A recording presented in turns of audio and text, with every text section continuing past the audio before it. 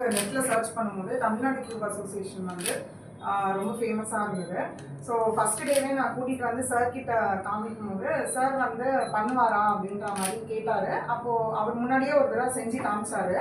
So அப்போது பண்ணும்போது 30 seconds அந்த மாதிரி எடுத்துக்கிட்டாரு நார்மல் 3x3 கியூபை. ஸோ அதுக்கப்புறம் சார் சொன்னார், இல்லை நம்ம கோச்சிங் பண்ணி இன்னும் நல்லா பண்ண வைக்கலாம் அப்படின்னு சொல்லிட்டு அதுக்கப்புறம் ஸ்லோவாக ஸ்டெப் பை ஸ்டெப்பாக அவர் வந்து கோச் பண்ணி நல்ல டைமிங் எல்லாம் ரெடியூஸ் ஆச்சு. ஸோ காம்படிஷன்ஸ் எல்லாம் பார்ட்டிசிபேட் பண்ண ஆரம்பித்தார். அப்புறம் இங்கே பார்த்தீங்கன்னா தமிழ்நாடு கியூப் அசோசியேஷனில் நிறையா பசங்க world record, Guinness book of world records எல்லாமே பண்ணியிருக்காங்க சாரோட ட்ரைனிங்கில்.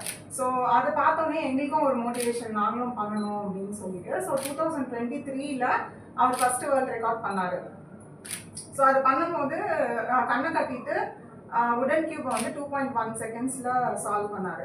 ஸோ அதுக்கப்புறம் வந்து அவர் கேட்டார், அம்மா டீனேஜ்னா என்ன என்ன பண்ணணும், ஏன் எல்லாரும் டீனேஜ் பற்றி அவ்வளோ முக்கியத்துவம் கொடுக்குறாங்க அப்படின்னு சொல்லி கேட்கும்போது நான் சொன்னேன், இல்லைப்பா இந்த டைமில் தான் உன்னோட கரியர் ஃபிக்ஸ் ஆகும், உன்னோட ஐடியாஸ் ஃபிக்ஸ் ஆகும், உன்னோட ஃப்யூச்சரே வந்து இந்த பீரியடில் தான் வந்து டிட்டர்மைன் ஆகும், அதனால இது ரொம்ப முக்கியமான ஒரு பீரியடு அப்படின்னு சொன்னேன்.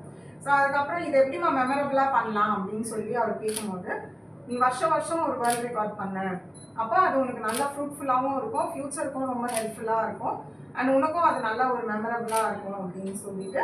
ஸோ அப்போதுலேருந்து அது ஒரு சேலஞ்சாக எடுத்துகிட்டு வருஷம் ஒரு வேர்ல்டு ரெக்கார்ட் பண்ணிகிட்டு இருக்காரு. ஸோ 2023 ஒன்று பண்ணார், 24 ஒன்று பண்ணார், இப்போ 25 ஒன்று பண்ணியிருக்காரு, இனிமேலும் பண்ணுவார்.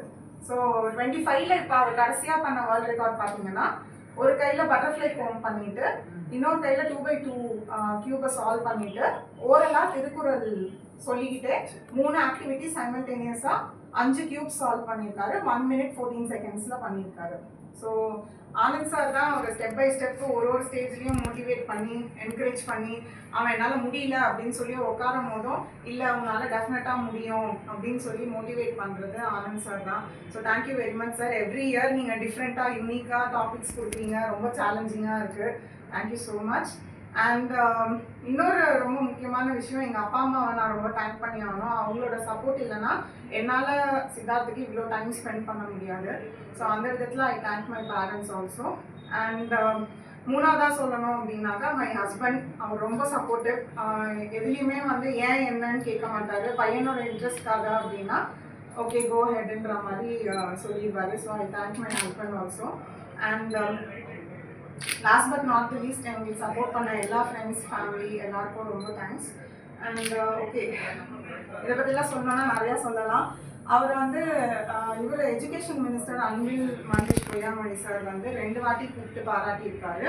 அண்ட் இவங்க ஆர்.என். ரவி சார் வந்து இப்போ அந்த ரொம்ப செலிப்ரிட்டிஸ்க்கு இண்டிபெண்டன்ஸ் டே போது அந்த கவர்னர்ஸ் டீ பார்ட்டின்னு சொல்லி January 26 கொடுப்பாங்க. அதில் 2024 யங் அச்சீவர்ஸ் கேட்டகரியில் ரொம்ப செலக்டடாக ஒரு 10 ஸ்டூடெண்ட்ஸை மட்டும் இன்வைட் பண்ணியிருந்தாங்க. அதில் சித்தார்த்தும் ஒரு ஸ்டூடெண்ட்டு.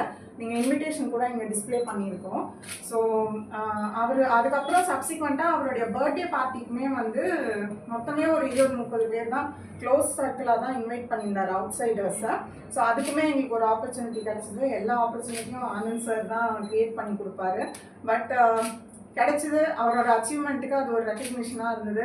ஸோ போனோம், மீட் பண்ணோம், பர்சனலாக கூட உட்காந்து பேசுறதுக்கு ஒரு 2 minutes டைம் கிடச்சிது. ஸோ அந்த விதத்துலலாம் அது ரொம்பவே பெருமையான ஒரு மொமெண்ட்டுன்னு சொல்வேன் நான். So thanks to God. கடவுள் இல்லைன்னா எதுவுமே இல்லை, அவர் மனசு வைக்கலைன்னா நம்ம எதுவுமே சாதிக்க முடியாது. ஸோ சித்தார்த்துக்கு இன்னும் நல்ல ஃப்யூச்சர் இருக்குது, நிறைய சேலஞ்சிங்காக எடுத்து பண்ணணும்னு விரும்புகிறேன் நான். அண்ட் அவரோட ரொம்ப பெரிய லட்சியம் என்னென்னா கியூபிங்கில் இந்தியாவை ரெப்ரசன்ட் பண்ணி வேர்ல்ட் லெவலில் பெருசாக ஏதாவது சாதிக்கணும் அப்படின்றது தான் அவருடைய லாங் டைம் கோலாக இருக்குது. So thank you so much.